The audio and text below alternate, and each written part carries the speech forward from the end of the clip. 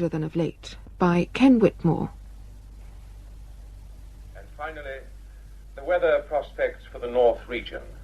A bright, frosty night is forecast. She'll be here at any minute. Hush, woman, the It weather. will be colder than of late, but the severe northeasterly winds should abate towards dawn. And there is a likelihood of snow on the hill. Norman, Miss Murrain. Let him finish, The Sarah. further outlook is for a continuing cold spell with falls of snow, heavy in places, likely to affect the entire region. There, that's her. This is the north region of the BBC Home Service. Now, tell her we want no pencil writing. now- Get it in ink. Henry You Hall tell her. and the BBC Dance Orchestra. Anybody'd think you were scared of her. All right, I'm coming. Well, you're in a tearing rush to open up to a starving soul, Sarah Minshull. What's the matter? Is the house afire? Oh, Miss Murrain, I'm sorry. I came just as soon as ever I could. Let the old witch freeze to the doorstep, is that what Norman said? Then you'd get a soft-headed landlord who'd drop the rent to 10 bob a year. Or maybe an out, eh? Here's the rent book, Miss Murrain. Well, let me into the hall, then. Can't see in this dark. Never mind my fingers dropping off with frostbite. Just mind that step. It's right icy. I can see I threw good brass away decorating these walls for you. Some folk just don't respect other people's property. Norman decorated it himself, Miss Murrain, if you remember, and it's peeling off the walls because of the damp we've been telling you about Damp? ever since. Bad paper hanging, more like. This row of cottages has stood here hundreds of years. They're in the guidebooks. A charming group fronting the quaint old high street. That's what they call them. These walls are as solid as your Norman's head. Now, none of your nonsense, and let's see the colour of your money. See, it's 2 weeks you owe, isn't it? Just let's get me pen. No, it's never. We settle up prompt every week, as you well know. You'd be a right rare one for this day and age if you did that. Did you write this time, as it happens? In pen, please. What'd you say? You're writing it in pencil. Norman says you should write it in ink with a pen. Rent, in a rent book. He can lump it, then. Then I must give you no rent. What's this? Am I suspected of some underhand devious malpractice because I run out of the house without a pen? Here's a pen, Miss Murrain. What? And ink on the hall table here. I do hate to see a mistrustful woman, Sarah. You're a funny little body. Well, give it here. Now, give me the money. Right. Now, in ink. Received February the 18th, 1947, 5 shillings and 9 pence. There. Satisfied? And there's your blessed pen. Thank you, Miss Murrain. Good night. Night, Sarah. Oh, there's just one thing.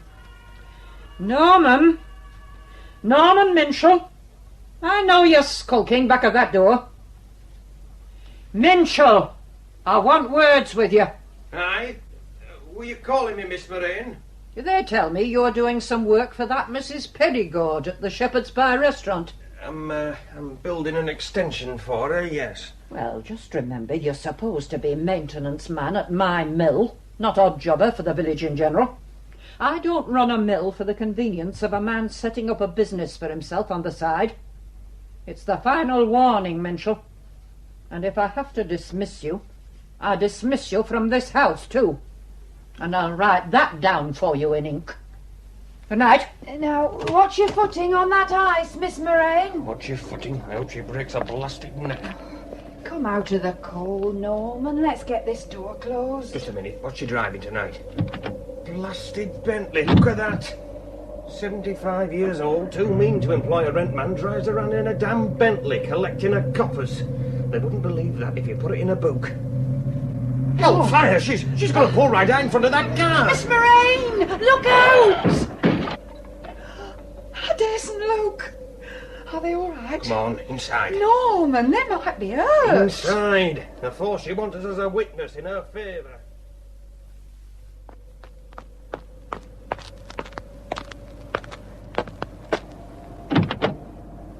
Are you all right in there?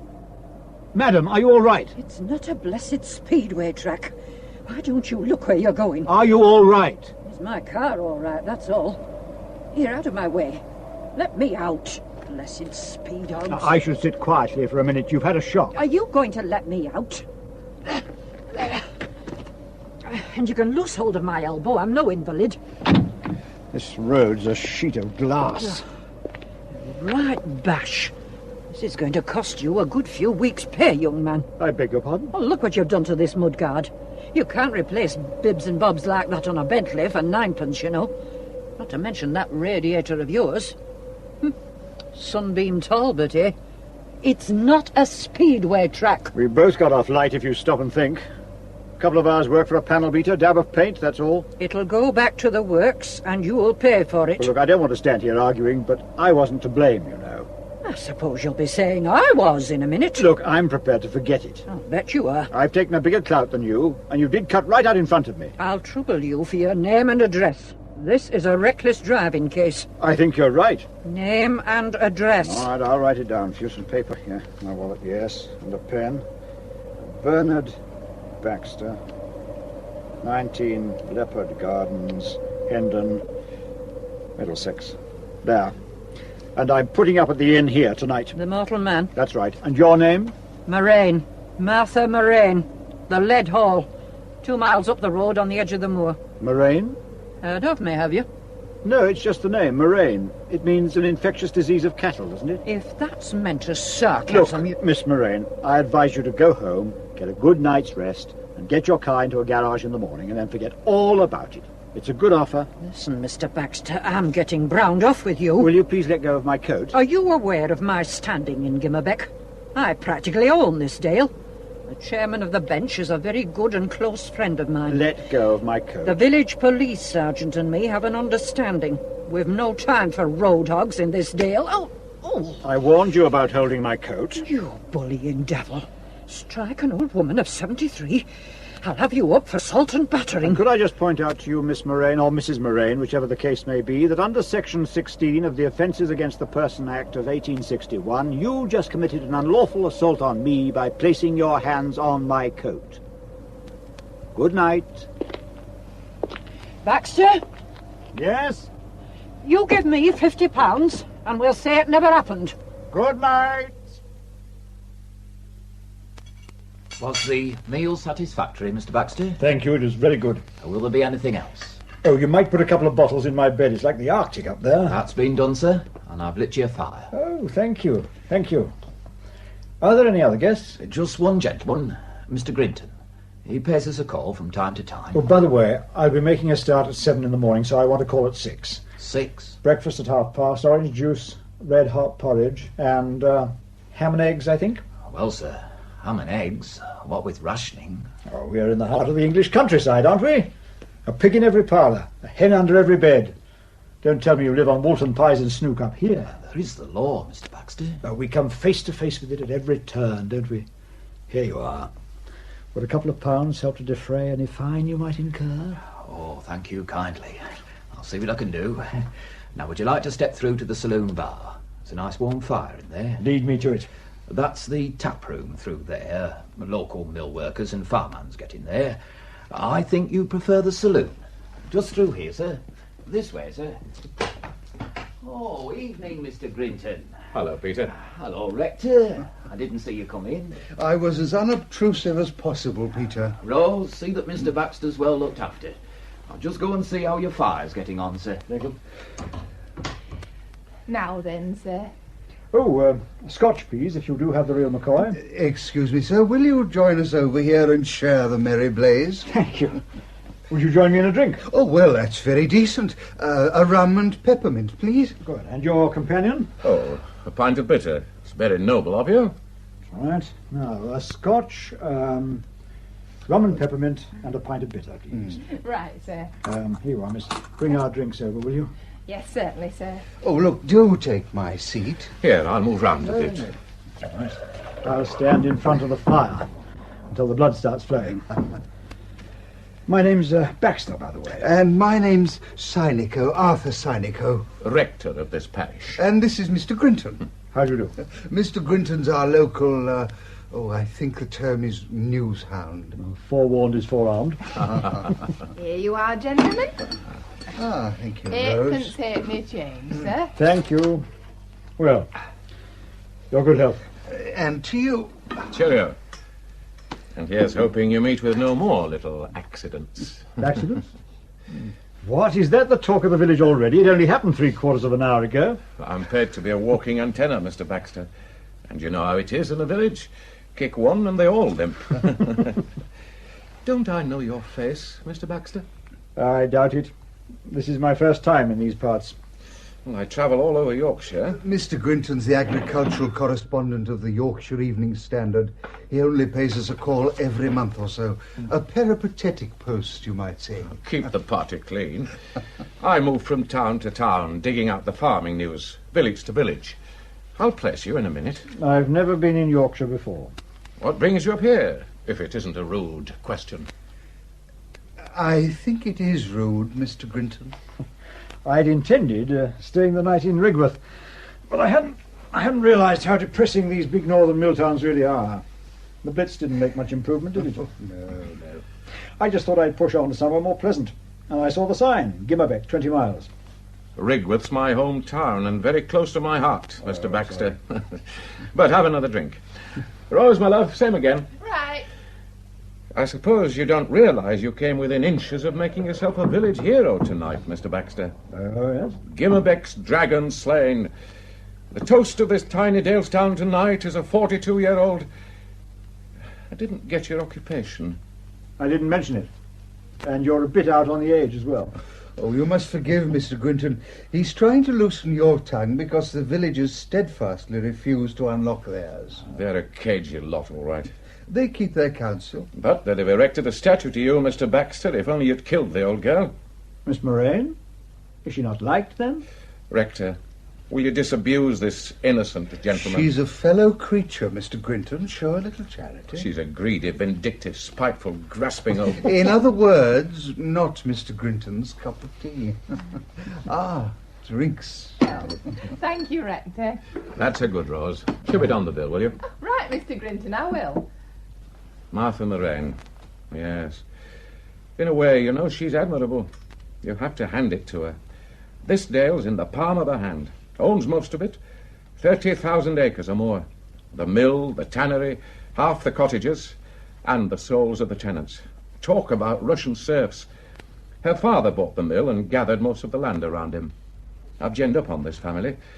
Broke his neck on a horse in 1904, to universal rejoicing by all accounts. But they cheered too soon. Just 30, Martha was, when she started her reign of terror. You know how she used to recruit labour for the mill? She'd go down to Rigworth or Bradford or Leeds, one of the mill towns, and get a job as a mill hand. And she'd watch very carefully to see who worked well, who pulled his weight, who was a good timekeeper. You follow? Then, when she'd marked down the cream of the workers, she'd sidle up and tempt them to Gimmerbeck.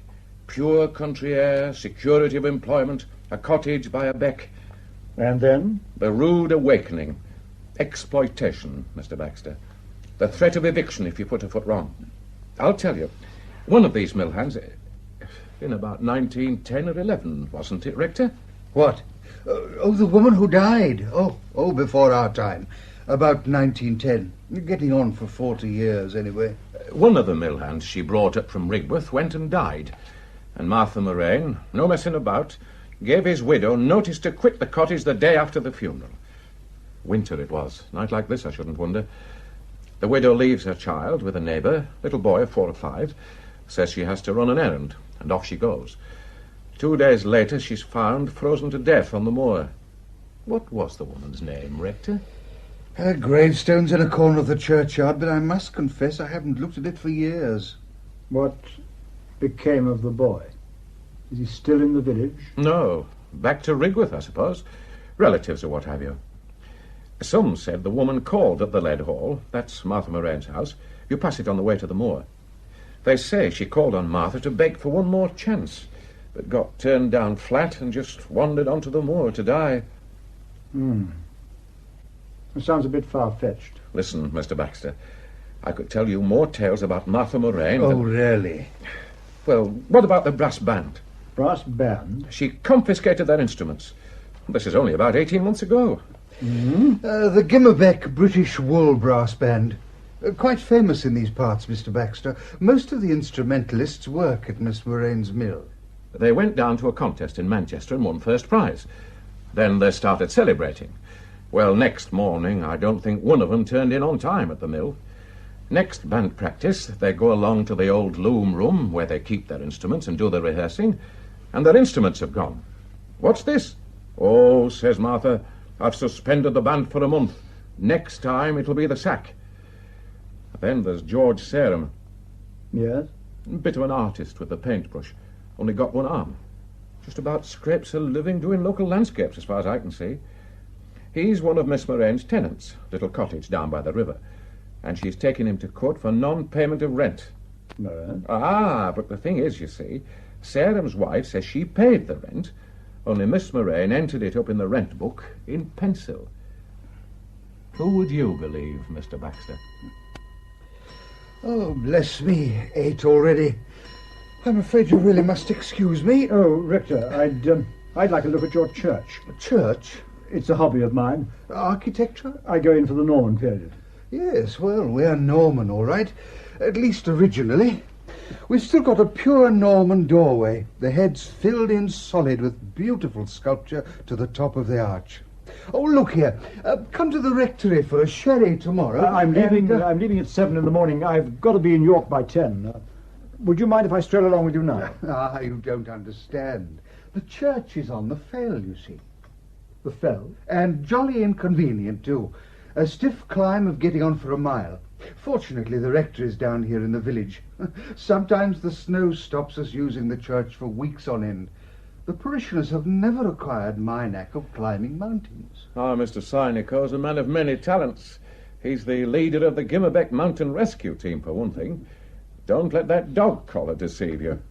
You see, Mr. Baxter, the shepherd of Christ's flock in this parish must be a man of resourceful parts as well as strong and simple faith. Now I must bid you good night. It was awfully nice meeting you, Mr. Baxter. I wish you a safe journey in the morning. Goodbye, Grinton. I'll be seeing you. Good night. Skinflint. What did you say? Walking out without buying his round.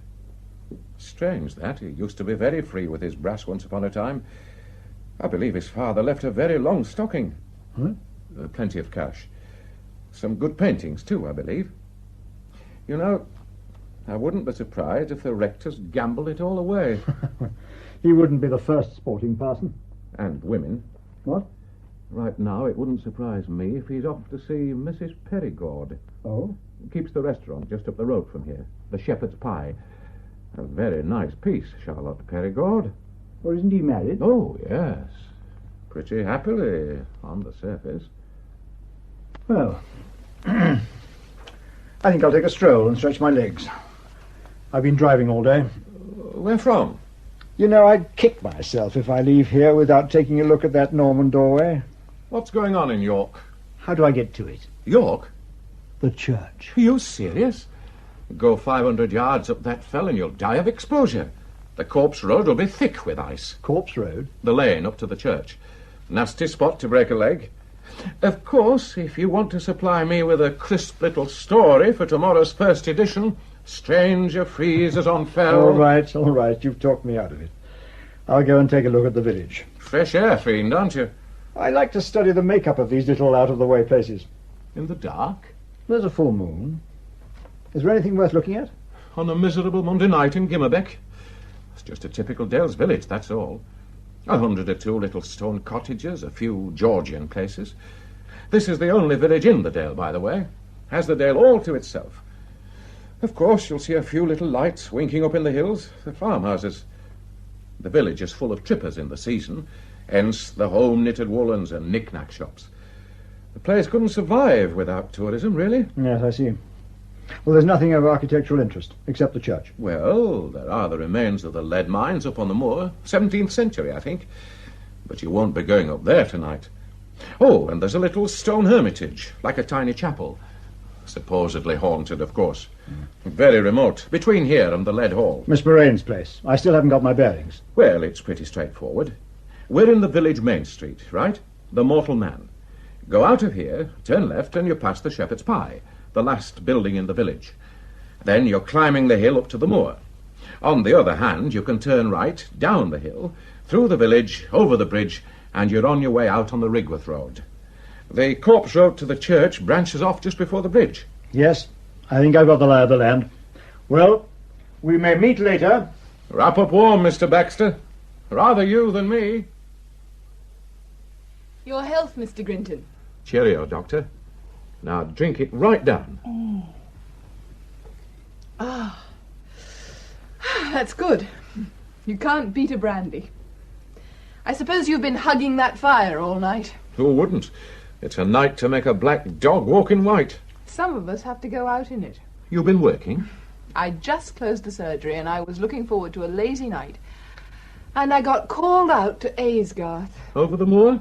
All in a day's work. And just think of the poor sheep farmers. Lambing time and weather like this. It was snowing like blazes when I left Aysgarth. Flakes as big as half-crowns. Should reach us in an hour or two. Well, let me get you another brandy. Oh, Mr. Grinton, you'll have me plastered. Rose, another brandy for Dr. Dunsany. I can't have you going down with a cold. Well, it's Mrs. Perigorde. You timed that nicely. Oh, good evening. Hello, Hilary. Hello, Charlotte. Rose, a drink for Mrs. Perigorde. Oh, thank you, Mr. Grinton, but I'm with the rector. Good evening, good evening. Have you been monopolising that fire all evening, Grinton? Hello, Doctor. Yes, I'm still chair. And one for Mr. Sinico, Rose. I think it's a rum, isn't it? And peppermint. Scotch for you, Mrs. Perigorde? Yes, lovely. Come and sit by the fire, Charlotte. Just popped in for a nightcap. Oh, we've had rather a heavy evening of it, ploughing through the parish accounts at the Shepherd's Pie. Mrs. Perigorde's our treasurer, you know. Yes. Well, I'll just move these chairs around so you can all get a peep at the fire. Right, and I'll put this one over there. Fine. You sit there, Mrs. Perigorde. Oh, thank you. Don't mind me. I'm toasted all through. Well, this is all very snug. Charlotte, I don't want to spoil party fun, but speaking as your doctor, I think you're very unwise to come out on a night like Oh, this. please don't bully me, Hilary. I'm liable to burst into tears. Anyway, I think I've earned a drink. I don't keep a single bottle in the house now. You're doing very well, but you mustn't take any risks. Thanks, Rose. I'll take the tray.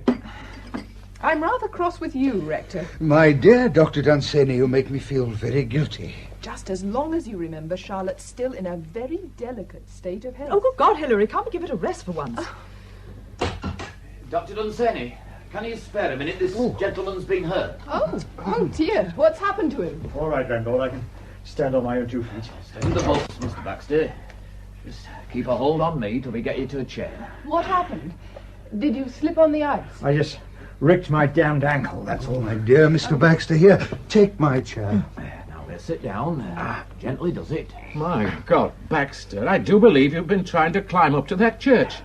Came a cropper, did you? Look, I'm sorry to cause all this commotion. My ankle seems to have packed in. All right, let me take a look. Now get your blasted hands off me. I'll just unlace your shoe. Hands off, I said. Don't be a fool, Baxter. The lady's a doctor. Well, are there no men doctors in this benighted place? Sorry, you'll just have to put up with me, Mr. Whoever you are. Baxter. Sorry. I just prefer being treated by a man. Golly, is it 10 already? Now off with that shoe, Mr. Baxter. There. Peter, could you get me a roll of bandage and a jug of cold water? Right you are. Now, I'm just going to press here, Mr. Baxter. Thank you very much. Yes. It's rather ugly and puffed up, but, grit your teeth, Mr. Baxter. I'm going to give it a little twist. Is it broken? All you're suffering from, Mr. Baxter, is a badly sprained ankle and a slight case of misogyny. Were you trying to get up to the church? The church? Mr. Baxter's a student of Norman doorways. All right, I'm an idiot. It looked perfectly straightforward to me. I'd only gone 100 yards and bam, down I went. Lucky it didn't happen at the top. Stranger freezes on fell. Bandages, Doctor? Oh. Where do you want this job? Is he all right? Oh, just down there, Peter. He'll have to scratch from the sprint for a few days, but no lasting damage. I'm going to strap you up, Mr. Baxter. Now, be warned, this water's icy.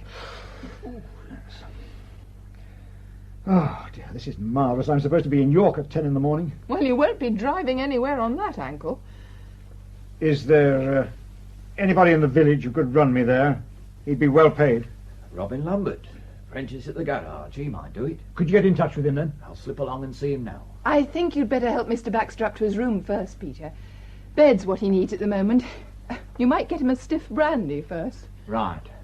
York, of course. I know who you are now, Mr. Baxter. Really? I knew I'd seen your face before. Inspector Morgan.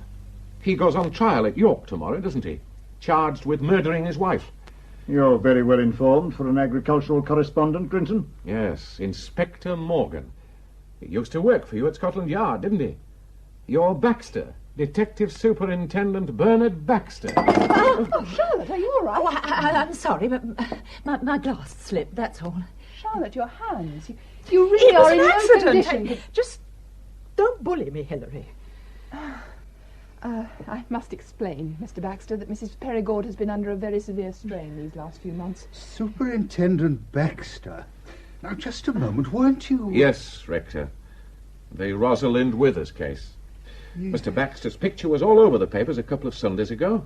I knew I'd seen him somewhere. Here's a drink, Mr. Baxter. I'll get that down. Thank you. The trial of Inspector Morgan.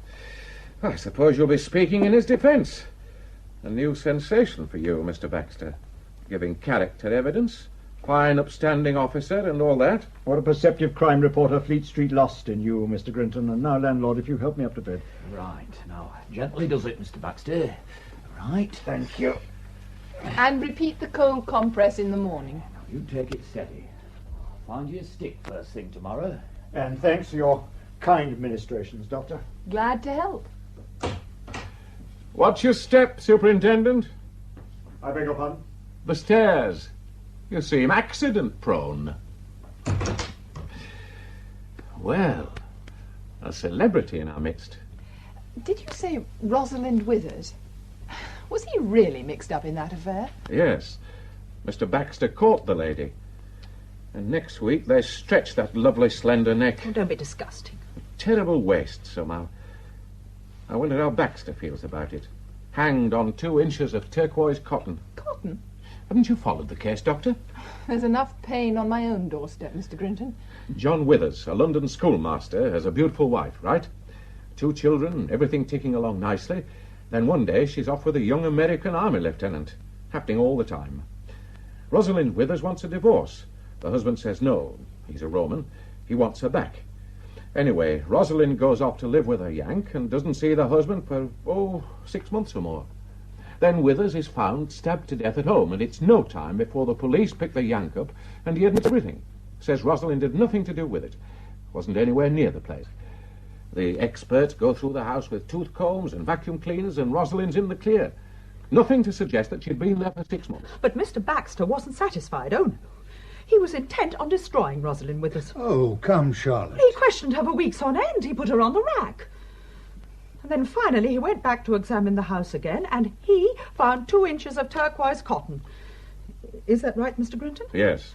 Tucked down between the cushions of a sofa. A little cotton thread that came off a skirt Mrs. Withers bought 2 days before the murder. She said she hadn't been near the place for 6 months. The cotton said otherwise. And it was enough to convict her as an accessory. He set out deliberately to destroy that woman. Charlotte, you're getting terribly overwrought. Are you suggesting that That he Mr. set out Baxter... to destroy her, yes. And in the absence of evidence, decided to provide some himself. Baxter's been highly successful with women. Women? Women criminals. Said to have a peculiarly sensitive understanding of the female criminal He's mind. a monster, don't you see, that man? Oh, my God. Charlotte, are you all right? Fresh air. Oh, I must get out of Come here. on, Charlotte, we're taking you home. Oh, I can't breathe. My dear Charlotte, try to calm yourself. We'll soon have you tucked up in a nice warm bed. Now, give me a hand, will you, Redford? Yes. Can I help? Mr. Sinico and I will manage. Now, come along, Oh, Charlotte. there you are, my dear. Why should he come here now? That man knows something. Now, quiet, Charlotte. We'll soon have you home. Rose, Yes, Mr. Grinton? after that sobering experience, the same again. Hello, it's the artist and his implements. Ah, evening, Grinton. Well, Sarum, I suppose you'd like a drink. You have one on me. What? Oh, Rose is just getting me one, thanks. And a pint of bitter for me, Rose. What was all that about? Mrs. Perigorde, they were carrying her out. She had what they call a funny turn. She's been through the mill, that woman. Can't understand why she stays in this pestilential village. Take a pew. I'll just get rid of this gear. Do you have to drag all that stuff around with you? Easel, paints? Here, let me give you a hand. I'm not totally helpless. Here we are. 2 pints of bitter. Thank you, Rosie. Keep the change. Oh, thank you, Mr. Sarum. What's happened? Have you sold a painting? Let's just say I had a stroke of luck. Are you going to win that court case against Miss Murrain? I'm not going to lose it. Cheers. Here's to art. You been up on the moor tonight? The moor? Who told you I'd been on the moor? I'm a perambulating antenna. They tell me you're painting the village by moonlight. Been up there 1 or 2 nights now, haven't you? How the hell do you keep from freezing to death? Brazier. And I keep in the lee of the wall. This the masterpiece? Could I just have a peep under the cover? Get your hands off, Grinton. All right, no need to snap my head off. It isn't finished. I'd like to write a piece about you, Sarum, for the paper. You're a colourful village character, you know. No, thanks. It could sell a few canvases. I can survive without that kind of publicity. Penniless, one-armed artist paints village by moonlight rubbish. Can't I find anything better to write about? In Gimmerbeck? Don't make me laugh, Sarum. Nothing ever happens in Gimmerbeck. Hello. Hello. Oh, thank God, I thought the line was down. Is that copy? Oh, good morning, Ethel. Stan Grinton, yes. Oh, just 7 or 8 paragraphs, yes. You ready? Right. From Stanley Grinton in Gimmerbeck. Thick snow was today hampering the search for a wealthy woman landowner aged 73 who vanished last night in the small Yorkshire Dales village, no, make that township, the small Yorkshire Dales township of Gimmerbeck, population 410. New Power. As a fierce blizzard swept down from the northeast, painting the landscape white and obliterating almost every landmark, the hunt for Miss Martha Murrain, M for Mary, U-R-R-A-I-N for Nellie, was led by the local mountain rescue team under the command of the rector of Gimmerbeck, the Reverend Arthur Sinico, S-I-N for Nellie, I-C-O. New Power. Miss Murrain has not been seen since leaving her home, the Lead Hall, as in lead pencil, on the fringe of Gimmerbeck Moor shortly after 9 o'clock last night. Her housekeeper, Miss Alice Pegg, also 73, says her mistress left home on foot shortly after receiving a telephone call. Police are trying to trace the caller. New Power. Snow started falling at midnight and has now cut the township off from the outside world, with every roadway impassable and drifts of 20 feet reported in exposed places. New Power. Among those stranded in Gimmerbeck is Detective Superintendent Baxter of Scotland Yard, who was to have travelled on to York today to give evidence for the defence in the trial of a former colleague, Inspector Morgan. Well, Mr. Baxter, Peter's made you very comfortable. A snug little bedroom to rest up in, a wood fire, a good book. Is it a good one? Captain Scott's diaries. What better for the snowbound traveller? They tell me Miss Murrain's taken it into her head to emulate Captain Oates. Captain Oates? When the rations grew short and he was holding up the party. Oh, yes. He walked out into the snow, didn't he? I'm just going outside, he said. I may be gone for some time. And he never came back. A gallant gentleman, as they say. Where the devil has she gone? Time will tell, Mr. Baxter. Now, you just rest up for a few days. I haven't any choice. No. It's very kind of you to look in. How'd you get about in this fearful snow? By horse. Much more reliable than a car. And how long have you practiced in these parts? Just over a year. I took over my father's practice when he died. When he killed himself, actually. Lord, I'm sorry. An accident, you mean? Actually, no. My father had been overworking pretty drastically all through the war, and at the same time he was trying to build up a pony trekking school. He had this notion that once peace came he'd be able to give up medicine and make a fortune out of horses. The Dunsany passion for horseflesh. He built some very beautiful stables and a guest wing, but he overextended himself, physically as well as financially. I don't know why I'm bothering you with all this. No, go on. Well, towards the end of the war, he was in the thick of the big typhoid epidemic in Rigworth. He was running his own practice up here during the day and driving down to Rigworth every night to lend a hand in the isolation hospital. He got hardly any sleep, and he wasn't in his first youth, you know. My mother died in the middle of all that, and it just poleaxed him. And then, about 18 months ago, 3 children here in the village died of influenza, and it seemed to prey on his mind. He took an overdose a few weeks later. My God, that is rough. And you were away when all this was going on? I was serving as a doctor in the Wrens. Overseas? I was in Egypt when he died. They let me out to take over his practice. And the pony trekking school? Oh, that's gone. When they came to wind up the estate, it turned out Father had sold it to Miss Murrain for hardly anything at all. Could you pass the salt, Mr. Grinton? There you are.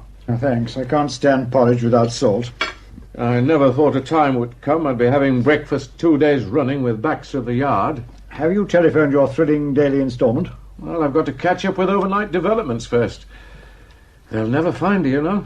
Really? Just a feeling I've got. Newsman's nose.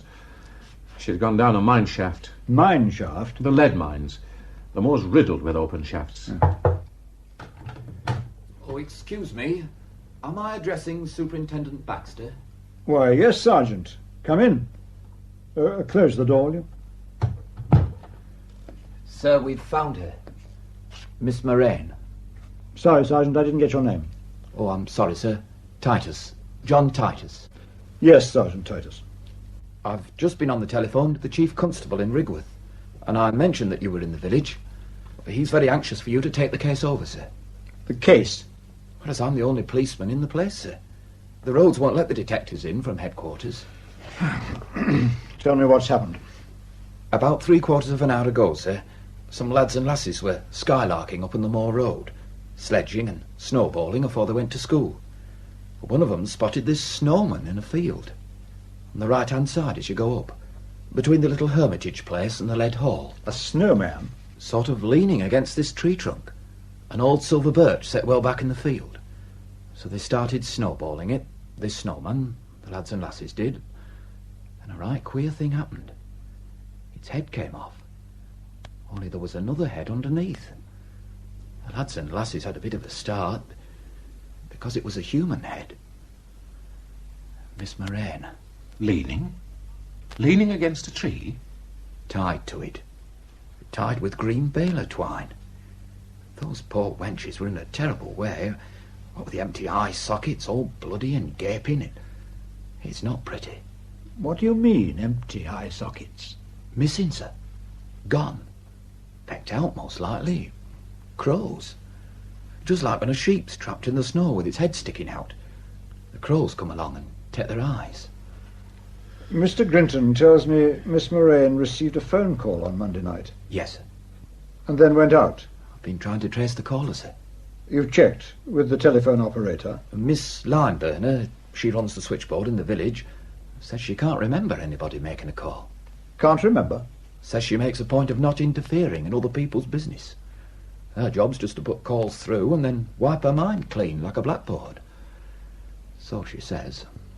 Have you worked on a murder inquiry before, Titus? No, sir. Just enforcing the agricultural bylaws and putting the wind up the poachers, eh? Oh, well. How long have you been in the local bobby? I came back in 1945, sir. In November. Back? I spent 2 years in the Indian police, sir. On detachment. But you're a local man? Yes, sir. Married? Yes, sir. Children? Well, then. The sergeant had a boy who died just after the family got back from India. Isn't that right? Yes. The outbreak of influenza? Yes, sir. Well, I'm very sorry, Titus, but I'd like to know a little about the people I'm working with. Who were the other children, by the way, who died? The rector's daughter, sir, and Mrs. Perigorde at the Shepherd's Pie. She lost her son. Well, I sympathise with you, Sergeant. Now then, we're just a little under strength, aren't we? Do you write shorthand? No, sir. Use a typewriter? Just 2 fingers. That's a nuisance. And I can't work from an armchair, despite this idiotic ankle. I'll need a driver. There's nothing to stop me driving about, sir. We won't be able to afford the luxury of going about together, Titus. There are jobs for you and jobs for me. Can you rely on a vehicle to get me through this snow? You can have my Jeep, sir. But no driver. Grinton. Yes? You know your way around, don't you? You've been trained to observe. What? You can take down a shorthand note and rattle a typewriter, can't you? Now, just 1 minute, Mr. You can Baxter. drive a jeep. Now, you know the people and the territory. Look, Mr. Baxter, I don't feel inclined to do any dirty work for the police. Oh, you disappoint me, Grinton. Eh? This is a unique chance in the life of a reporter to be right in on the hunt. Think of the story you'll have when it's all over. Are you serious? Are you one of those journalists who combined reporting with photography? Well, yes. Then you're perfect in every way. Could you go and load your camera, please, and meet us outside in 5 minutes? Oh, and Titus, bring a stiff yard brush with you, will you? Yard brush, sir? That's right. Where are we going? It's time we had a look at the body. Now, where did I put that confounded walking stick?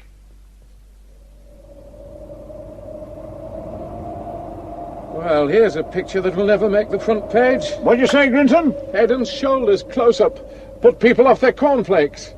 How many more do you want? Just fire away until the camera's empty. Is there any way of telling how long she's been dead, sir? It's a question of body heat and the degree of rigor mortis. Unless she's frozen stiff, that's out of the question. Now, this brush, Sergeant, give it here. This is what I want you to do, see? Just brush the snow away. Gently, like this. Gently does it. There, just like that, until you get to the surface. All round the vicinity of the tree, right? Do it very gently, because what we're looking for might be very small. What are we looking for? Just lucky dip, maybe nothing at all. Right you are, sir. Baxter. Yes, all right, I'm coming. I can hobble over there. Well, what is it? Do you notice anything funny about the way she's tied up? These knots. Yes, I've been admiring them. And look at the gag. A bit of twig pushed through the knot. Yes, a very cunning slip knot. If I removed the twig, pulled this little tag, the gag would just come undone without any effort. I think we'll find her hands are tied behind her in the same way. Now, come, round the other side of the tree. There, see? The killer got her standing against the tree and walked in circles, winding the baler twine round her and the tree a few times. Not too tight, you see, just so that it secured her without cutting into the flesh. And look how it's all tied up. One efficient little knot behind the tree. And a twig. A twig to stop it slipping. Just take out that twig and pull the end of the twine, and she'd undo like a statue unveiled by royalty. But what's the idea? You tell me. Sir. Yes, Sergeant? Blood, sir. All right, I'm coming. Oh, blasted ankle. Now, where's this blood? There, sir. Under the ice. Two bright red spots. Bring that toolbox over, will you? Did you say blood? Where? There, see? Two little red spots, smaller than farthings. What would you say? 8 to 10 feet from the body. Is that blood? I doubt it. Here's the toolbox, sir. Chisel and mallet, please. Right. Now we'll just chip out this little square of ice. There. Now, to lift her up tenderly. Got it. Two little red spots sandwiched between two little panes of ice. Jolly pretty. Titus, just slide your hand inside my breast pocket, will you? You'll find a sheet of white paper and an envelope. Here we are, sir. Thank you. Now, I'll put the little pane of ice on the paper and fold it once, twice, 3 times, and into the envelope. Fine. Here you are, Sergeant. What do I do with this? Take it back to the mortal man. I'll pick it up when we get back. Oh, and measure the distance from here to the body. But, sir... Yes, Titus? It'll melt. The ice inside the envelope. Yes, that's right. Now, come on, Grinton. I'm afraid I'll have to lean on you again. We'll see you at lunchtime, Sergeant. Where are you going now, Mr. Baxter? To see Miss Murrain's housekeeper at the Lead Hall.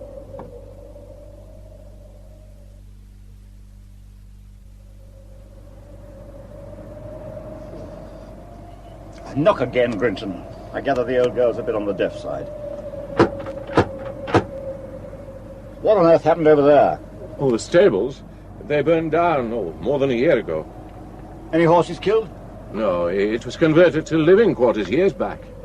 Nobody there at the time of the fire, though. Oh, well, I can hear somebody coming. Ah, Mr. Baxter, good morning. And Mr. Grinton. Well, Rector.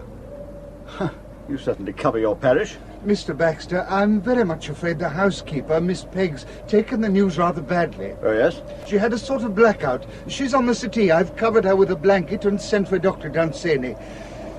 Yes, well, you'd better come in.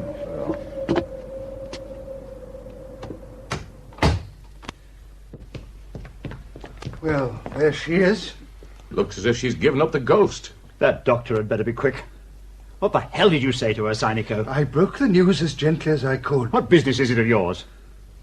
Who told you about this murder, anyway? There's no need to take that unpleasant line, Mr. Baxter. Consoling the bereaved is one of my duties. And I imagine Sergeant Titus told me the body had been found so that I could call off the search. Where did Miss Murrain keep her private papers, do you know? Really, Mr. Baxter, my knowledge of this house is as slight as yours. There's a room there marked office. Well, come on. And you, Rector. Ah, yes. Here we are. Now, come in, Rector. Oh, very nice. A lovely outlook, too. Stand still for a moment, both of you. I beg your pardon? What do you make of that? On the carpet, over by the desk. What? Oh, a damp patch. Look, and another one here. Imagine mucking up a beautiful antique carpet like this, with wet boots. Doesn't it offend your aesthetic sensibilities, Rector? I've no idea what you're driving at, Mr. Baxter. Of course, you've never been in this room, have you? No. I have it. Miss Pegg took a stroll in the snow, and then came in here to wipe her shoes on this handsome bit of Aubusson. Do you know anything about paintings, Rector? Not as much as I'd like. These two, for example. Now look. Unless I'm mistaken, they're very fine. I wouldn't know, Mr. Baxter. In fact, this one's a Delacroix. Really? Yes, and this one...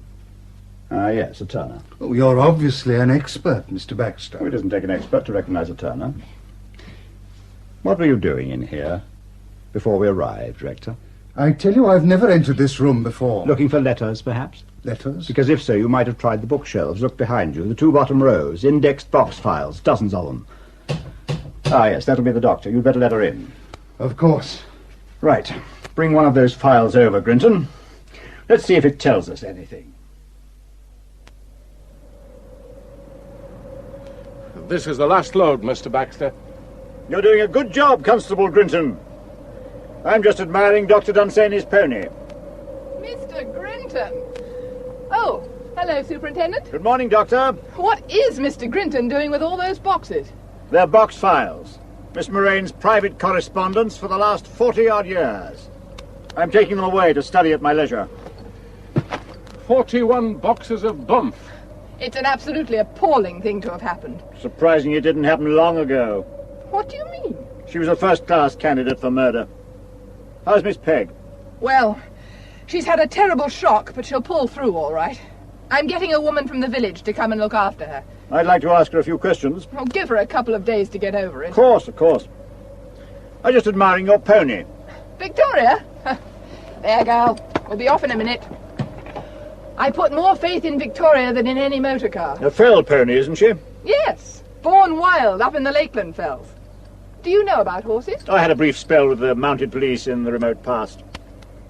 I say, it's a very ingenious little knot you've hitched her up with. You noticed it, Grinton? Pardon? By George! Yes, it's a clever little slip knot. Held secure by a pencil, isn't it? Oh, that, yes. It's just to facilitate a quick getaway. Look, I'll get on and show you. There, little lady. Now, see, I just removed the pencil. So, and we're free to go. Goodbye, gentlemen. See you later, no doubt. No doubt.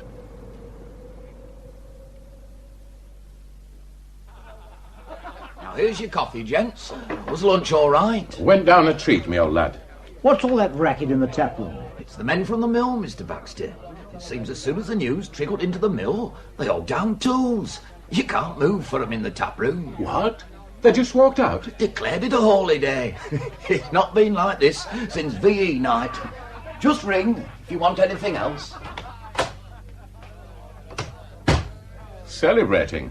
You're going to be unpopular, Mr. Baxter. Oh? If you catch him. They want to hang a medal round his neck, not a rope. You seem very sure we're looking for a man. What? A woman? You think a woman's capable of a crime like this? I'm keeping an open mind. Excuse me, sir. Where's coming, Sergeant? Anything fresh? All the telephones are down, sir. My God, the first time in my life I get a decent scoop and the telephones go dead on me. And we found this, sir. What is it? It's Miss Murrain's hat, sir. A red hat. Where was it? At the base of the tree, under the snow. No snow under it. No, sir. It must have come off before the snow started. And so she was there before the snow came down, which was midnight, wasn't it? Yes, sir. Oh, he asked me to hold on to this envelope for you, sir. The blood. Ah, yes. Give it here, will you? Do you mind, Mr. Baxter? I've just had lunch. Look the other way if it upsets you. Now, open up. Well. You can look now, Grinton. No, thanks. It isn't blood, Grinton. Our two little spots of crimson are still bright and intact. Blood would have watered down when the ice melted. What is it, then? Is there by any chance an artist living in Gimmerbeck? An artist? This is paint. Oil paint.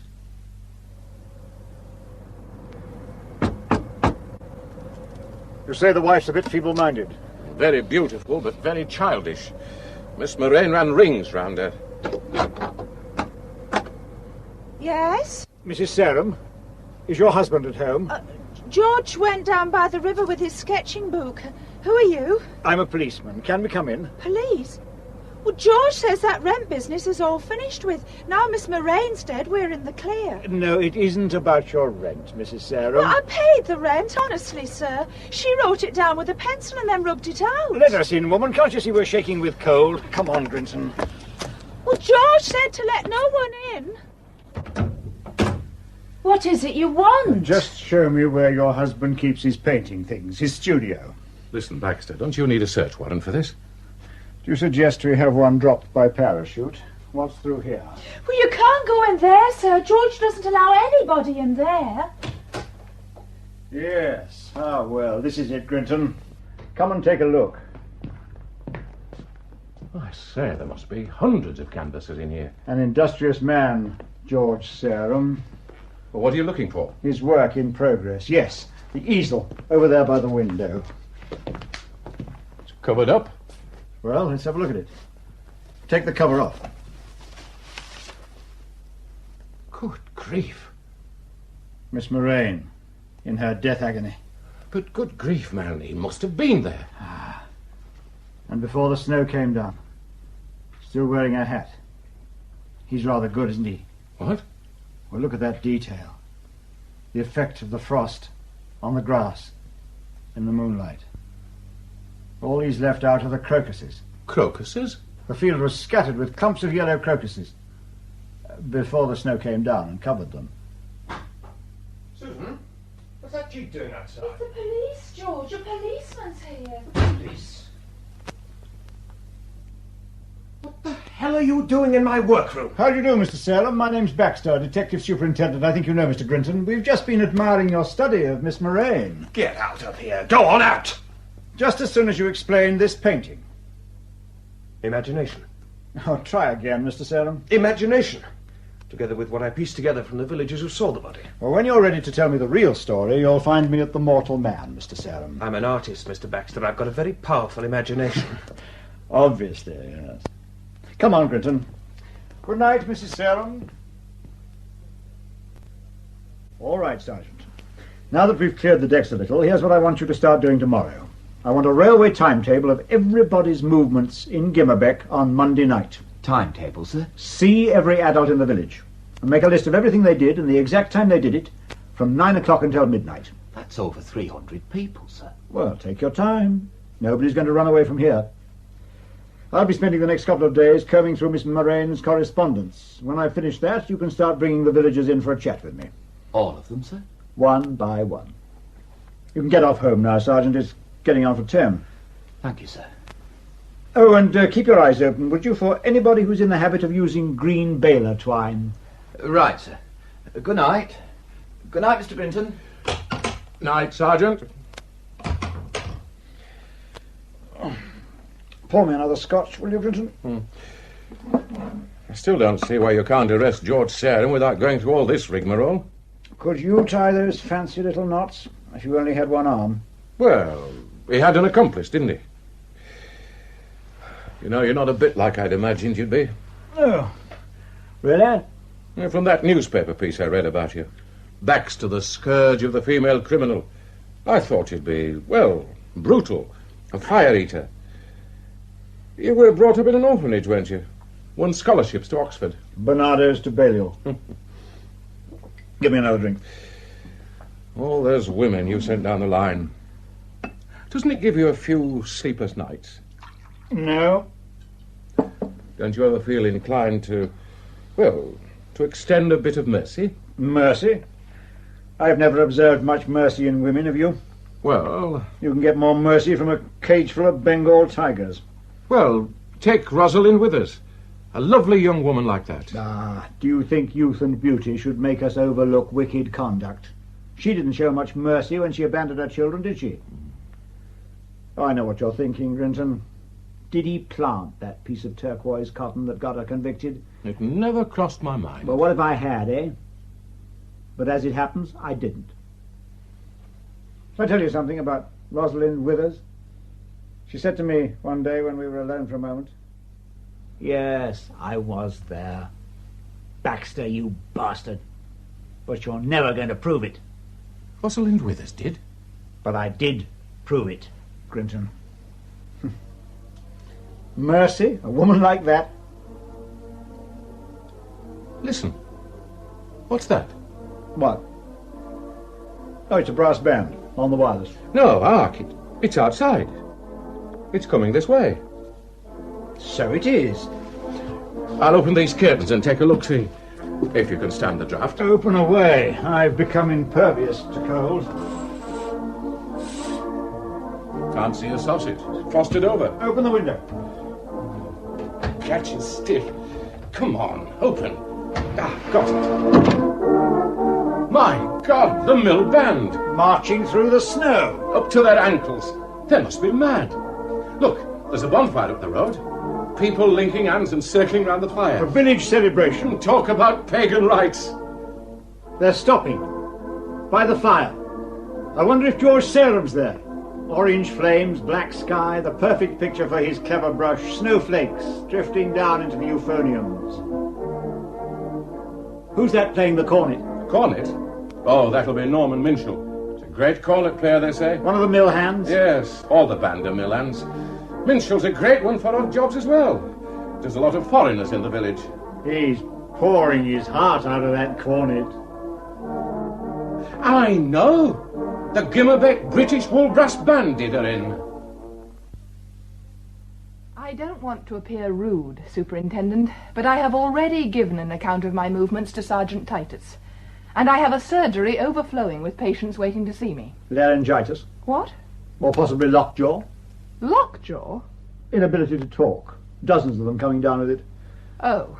I've questioned, whatever, 100 people in the last 3 days. Can't get a word out of them. They're a bit on guard with off-comers. A man with a suspicious mind would diagnose a conspiracy of silence, eh, Grinton? The last 3 days have been a complete washout, unless I blinked once and missed something. However, you say you went to Aysgarth? Yes.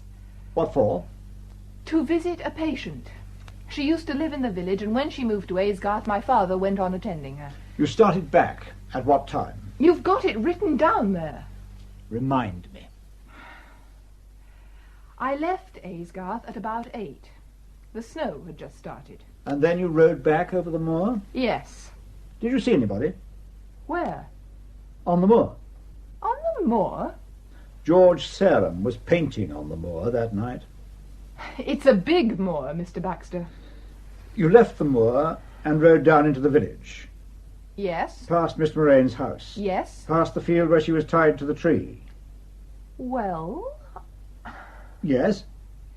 if she was tied to the tree by that time, how do I know? And she left home shortly after 9, and you arrived here at the Mortal Man about 9:30 to 9:45. Yes. And yet you saw no sign of her. I saw no sign of her, Mr. Baxter. You could only have missed her by a matter of minutes, couldn't you? But I did miss her, Mr. Baxter.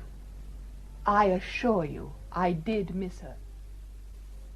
It's very good of you to come through this appalling snow, Mrs. Perigorde. Won't you sit down? And you, Rector. There. By the way, do you mind Mr. Grinton taking notes? Notes about what, Mr. Baxter? Well, just in case anything that might be useful crops up. You know, we've had something like 300 people in here for questioning over the last few days, and Grinton's faithfully recorded their every syllable. Would either of you like a drink, by the way? It's only 5 o'clock, Mr. Baxter. The bar isn't open yet. I have my own supply. Not for me, thank you. Mrs. Perigorde, a small whiskey? Well, thank you. Yes. This weather chills the heart, doesn't it? I don't know how you feel, but I feel entombed in this place. There you are, Mrs. Perigorde. Thank you. Yes. 7 solid days of snow and ice. They tell me half a dozen wild ponies were found dead standing on their feet on the edge of the fell this morning. Huddled together for warmth, poor devils. And we'd be in much the same way if the RAF hadn't dropped us those consignments of food. Could we come down to brass tacks, Mr. Baxter? Why, yes, Mrs. Perigorde, of course. Could you tell me why Miss Murrain was blackmailing you? I beg your pardon? Miss Murrain kept a copy of every letter she wrote over the last 40 years or more. Just let me read one to you. Now, this is dated the 9th of January, 1946. About a month after your son died, I think.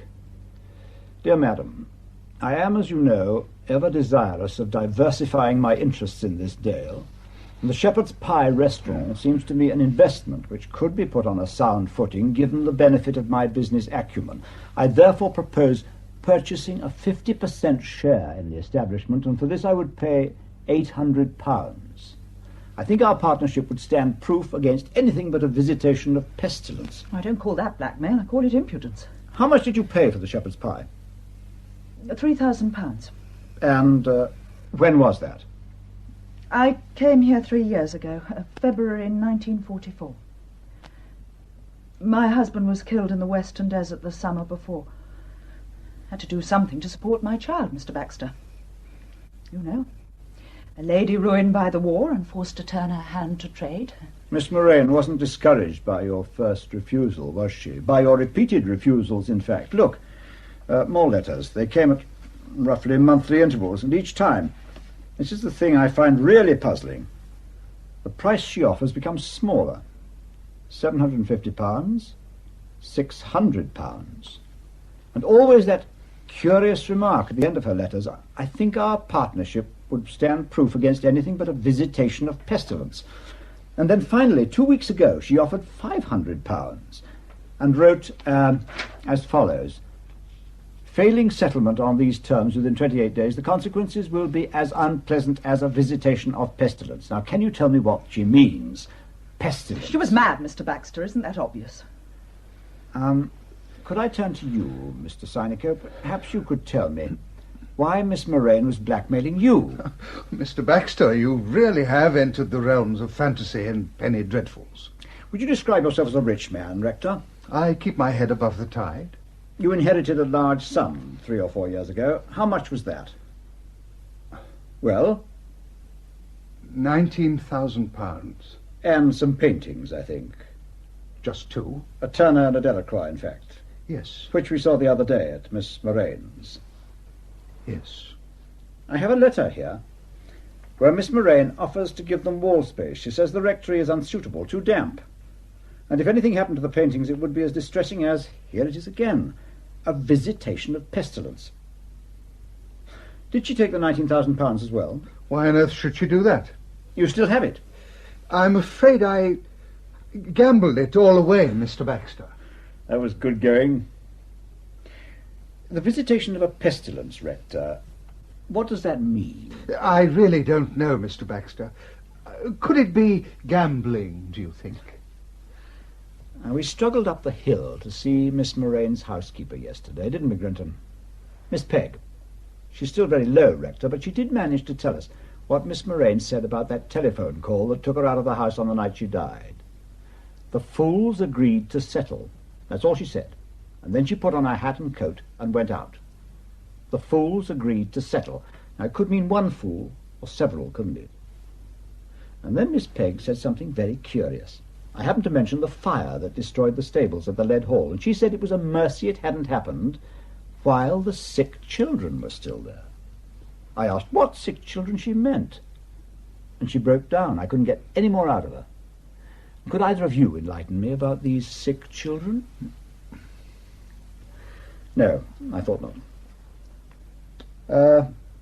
On our way back from the Lead Hall, I decided it was time I had a look inside the little hermitage. I understand it's church property, Rector. I'm afraid I had to pick the lock. That was an unwarranted trespass, Superintendent. What would you call it? A shrine? We found these 3 photographs on the, well, what do you call it, the altar? 3 children. Why couldn't you leave the place in peace? I had to identify the photographs. Grinton didn't recognize any of them. And now you know, Mr. Baxter. Yes, the landlord identified them. Your son, Mrs. Perigorde, and your daughter, Mr. Sinico, and I believe this is the son of Sergeant Titus. We committed no crime, Mr. Baxter. I don't see what connection there can be between our private griefs and your inquiry. You don't? A shrine? A shrine where you went secretly, the 2 of you and Sergeant Titus? Where you went by night, furtively, to light candles and kneel before the images of your dead children? Why? To seek their forgiveness? To make atonement to them? To salve your consciences? They died young. They were all we had. Influenza? You still mean to tell me they died of influenza? You could see the death certificates. Ah, signed by Dr. Dunsany Sr.? Yes. Who shortly afterwards killed himself. The man who took your children to the Lead Hall, where the stables were hastily turned into a hospital for treatment which ended in the death of all 3. They died of influenza. And yet you carried on this highly peculiar and what seems to me very unhealthy form of child worship. And you go on torturing yourself, Mrs. Perigorde. Your nerves have been in shreds ever since, and if I'm not mistaken, you go in for a good deal of drinking. Oh, really, Baxter? I lost my husband and then my son. Wouldn't you drink? All right. Just one more question for the moment. Mrs. Perigorde, I understand you've been making big changes at the Shepherd's Pie. We're extending into the barn, yes. It gives plenty of work to a handyman like Norman Minshull, doesn't it? Minshull? Yes, quite apart from his job at the mill, I believe he's a one-man building and joinery firm. He's doing your extension, isn't he? Yes. Now, I see from your statement to Sergeant Titus that on Monday you were at home all evening at the Shepherd's Pie until about 9:45. Yes. And then you came here to the Mortal Man for a nightcap with Mr. Sinico. You may remember we met briefly. We spent the evening going through the parish accounts. In your living quarters over the restaurant? Yes, yes.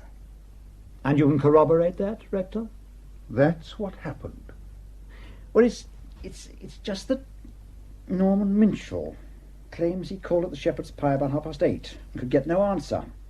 But he never comes on Mondays. He said he'd left his spirit level behind. He needed it for some other foreigner he was working on. There was a light burning upstairs, but he could get no answer. I do believe the wireless may have been on rather loud. He returned again at 9:30. Light still burning, but no response to repeated knocking and ringing. Oh, Mr. Minshull must be confused. Why do you keep baler twine, Mrs. Perigorde? Baler twine? Green baler twine. Grinton and I happened to take a look round your outbuildings a couple of days ago. It was Grinton who came across it, a roll of green baler twine. You searched my outbuildings? Why? It was in the old saddle room. But that faces onto the road. The doors are never locked. Don't you see? Anybody could have gone in there and taken it. What do you need with baler twine? I use it to cover lampshades, to make table Oh, no, what are they trying to do to me? Oh, just keep calm, Charlotte. You're perfectly innocent. Oh, innocence means nothing to him, can't you see? A couple of yards of baler twine, 2 inches of turquoise cotton. He'll do anything to hang a woman, don't you understand? Oh, Charlotte, keep your head. Perhaps she'd like another glass of whiskey. You really are beneath contempt, aren't you, Baxter? Come on, Charlotte. I'm taking you home. Oh, why does he want to hang me? Come on, out of here. There's nothing he can do to hurt you. I assure you. All right, I'm coming. Now, what's all this about? Grinton! Let me in, Titus, quick. Listen, it's after 1 a.m. That's right. Knock your snow all over the carpet. Titus, listen. He's gone up to the church. Baxter has? I thought I'd better warn you. The church? Well, then he'll kill himself. Save us all a lot of heartache, won't he? He's gone on a ruddy horse. He's what? He was sitting there all night, after the rector and Mrs. Perigorde had gone, staring into the fire and swigging his whisky. And then, about half an hour ago, he suddenly turned to me and said, the parish registers. Parish registers? He said the rector would have entered the true cause of the deaths in the parish registers. Clever swine. Did he? God knows. And then he got me to drive him to Dr. Dunsany's. He borrowed her pony and started off up the hill. She let him go? He was in no mood for arguing. OK. Now listen, Grinton. Go and tell the rector what's happened. Tell him to get his climbing gear on and meet me at the bridge as soon as he can. That's a lethal-looking shotgun you've got on the wall, Sergeant. Shotgun? Don't tempt me, Grinton. Now move, man.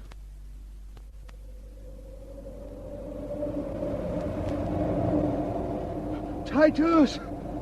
Titus! Not so fast. Are you all right, Mr. Sinico? I keep losing sight of you. This confounded snow. My glasses are fogged over. Only a few yards now. I'm whacked, Titus. Quiet. We're nearly there. Look.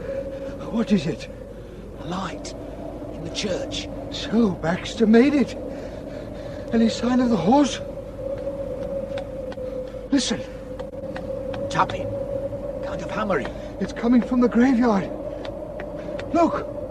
A little light glowing in the graveyard. He's got a lamp. What's he up to? Come on, let's get a bit nearer. Quietly now. God, I walked straight into the pony. I didn't see it. Quiet. He's going this way. Who's there? Hello? Who's there? I've got a gun and I know where you are. Now, who's there? It's all right, Baxter. We're over here.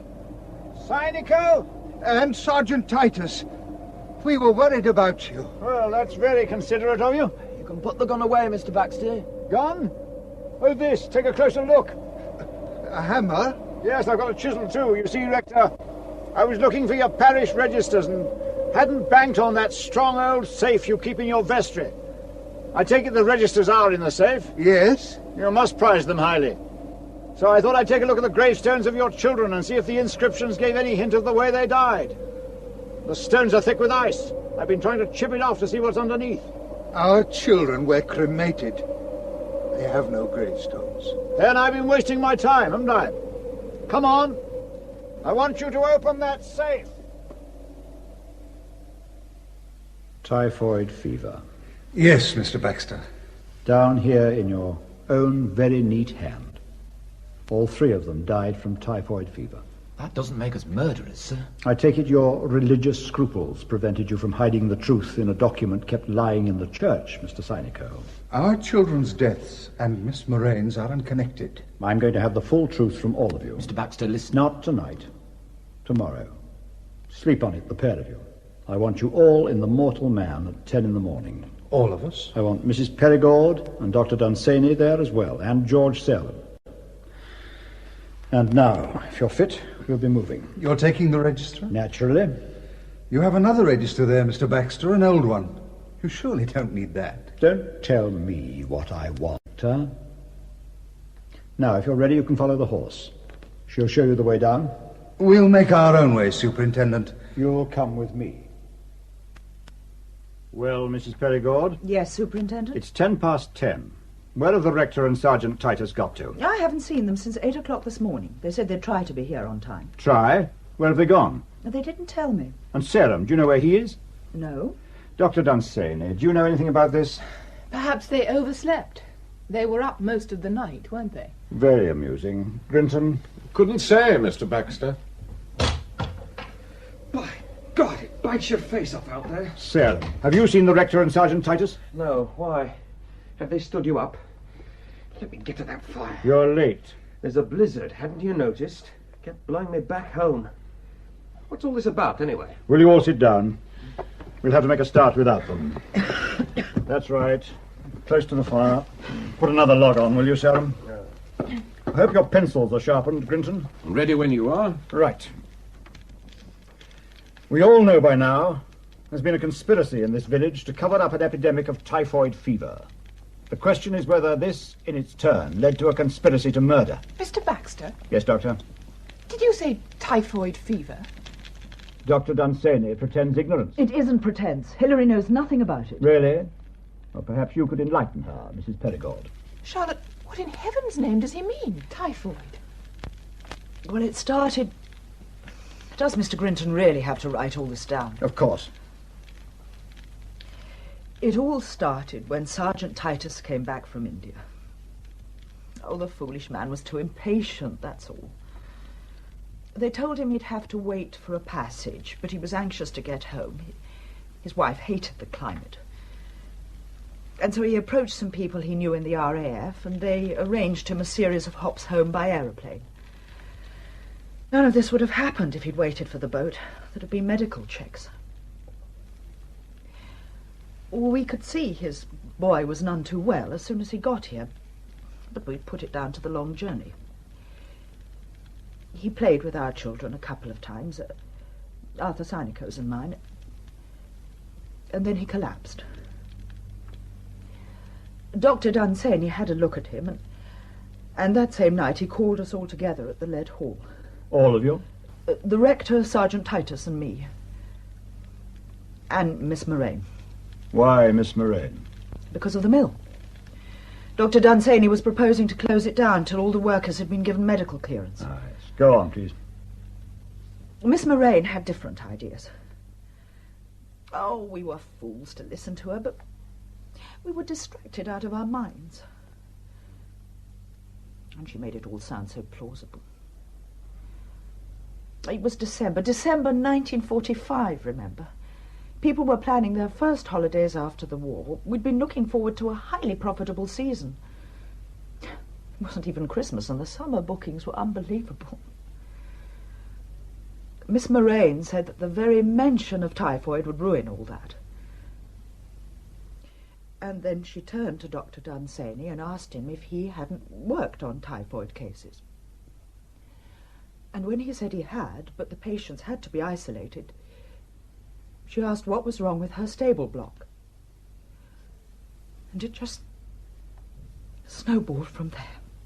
Dr. Dunsany was thinking of the capital. He'd sunk into his pony trekking. Oh, it wasn't just that. He genuinely believed he could cope. I don't see why Sergeant Titus agreed to this. A criminal deception. Titus came into the country by the back door, don't you see? He'd already committed a serious offence by sidestepping the medical procedure for entering the country. And the rector? Well, Arthur had very serious reservations, but he could see it would mean disaster for the village if the news got out. He said we'd just come through a hard war and we deserved some reward. And he had faith in Dr. Dunsany. But everything went wrong. It all turned into a nightmare. 3 children died.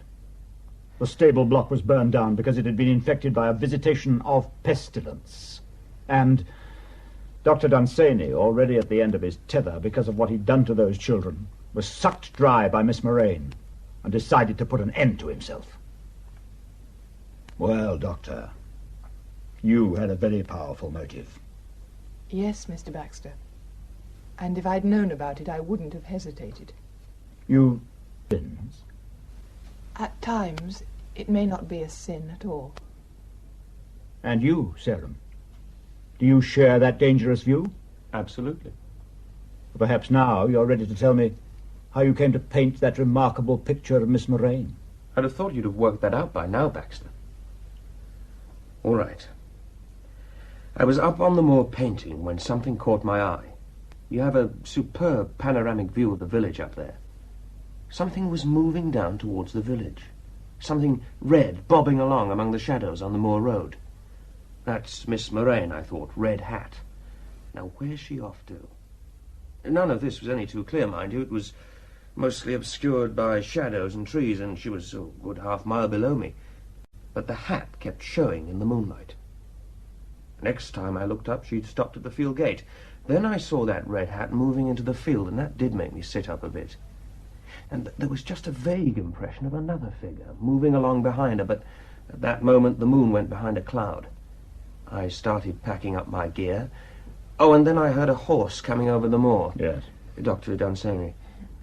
She went off down the road towards the village. On my way home, I had a nose round the field to see what had been going on. There she was, trussed like a turkey and stone dead. Dead? Died of fright, didn't she? You don't think I'd have left her there if she'd been alive? Wouldn't you? To be honest, I don't know. So, you calmly set about painting her picture? It was a magnificent subject, Baxter. And to me it was like dancing on a coffin. Why didn't you report this to anybody? And give the good man who did it no chance to cover his tracks. I'm not inclined to hand anybody over to so-called justice. Justice has a way of catching up. Sinico. Oh, good morning. Titus, where in God's name have you two been? I'm sorry we're late, sir. Nowhere of importance, Baxter, I assure you. We were just unavoidably delayed. Please go on with what you were saying. I was just about to say, Rector, that justice has a way of catching up, and that the feeblest prosecution could tear all your stories into snowflakes. None of you. You, Rector, Mrs. Perigorde, Titus, Sarum, Dr. Dunsany, none of you can give a faintly credible account of your movements on the night of Miss Murrain's death. Excuse me, Mr. Baxter, but Mrs. Perigorde and the rector were with me, sir, at the Hermitage. Which is what, 200 yards from where the body was found? And then there's the question of your movements. Isn't there, Mr. Baxter? My movements? Well, sir, your story was that you were trying to get up to the church that night, to look at a Norman doorway. Only nobody saw you, did they? We've just been up to the church again, Baxter. That's why we were a little late. What? To discover what you were hammering away at in the churchyard last night. Your story about trying to read the inscriptions on our children's graves rang terribly false, you know. At any rate, we soon discovered the gravestone you'd been trying to deface. We interrupted you before you could obliterate the name, didn't we? The grave of a woman who froze to death nearly 40 years ago when she was turned out of her cottage by Miss Murrain. A woman named Baxter. Your mother, Mr. Baxter? Could somebody give Mr. Baxter a glass of whiskey? Here, I'll do it.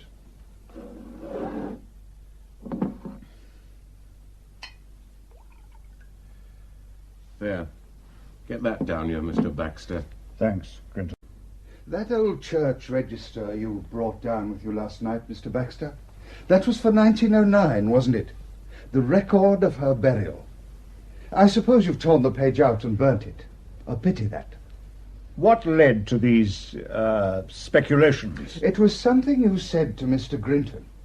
You said the field was full of crocuses, yellow crocuses, before the snow came down. Except, as far as anyone knew, you never saw the field till it was covered in snow. I could have cut my tongue out the moment I said it. Grinton didn't seem to notice. And since then, we have been wondering about you, Mr. Baxter. But we were far from sure. We couldn't understand why. We haven't your brilliant analytical mind. No, my God, you haven't. Mind is lacking. Guts is lacking. Heart is lacking. A population of 400 fools and cowards. Cowards, Mr. Baxter?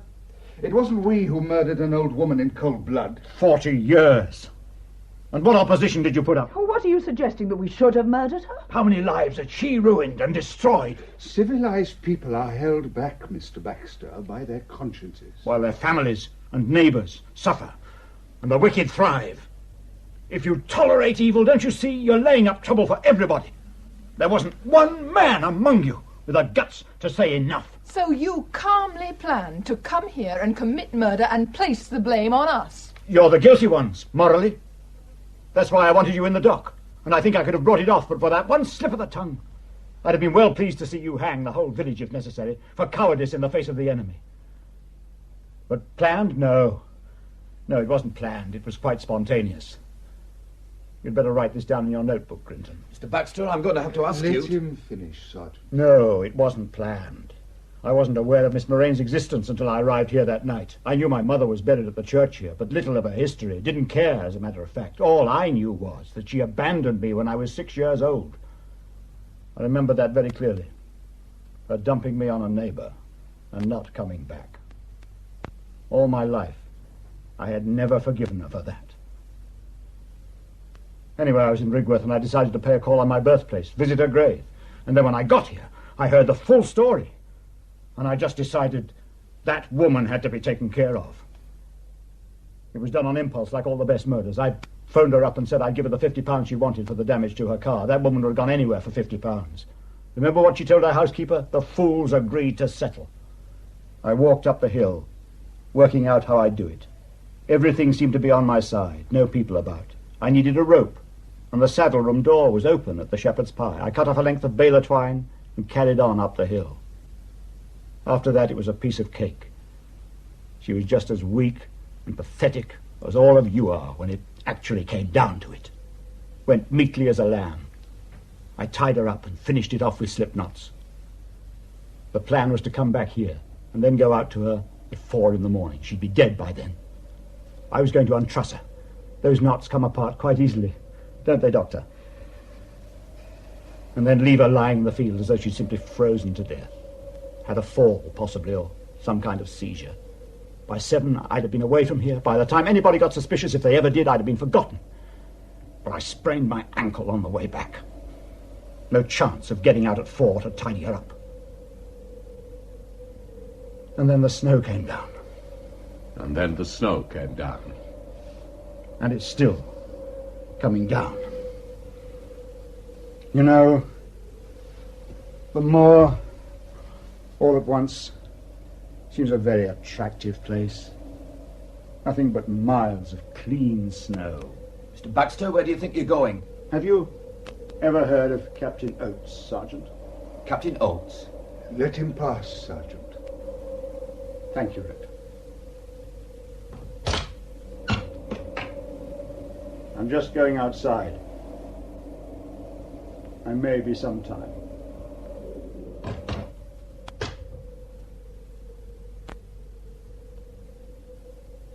Well, what now? Somebody put a log on the fire. It's gone very chilly in here.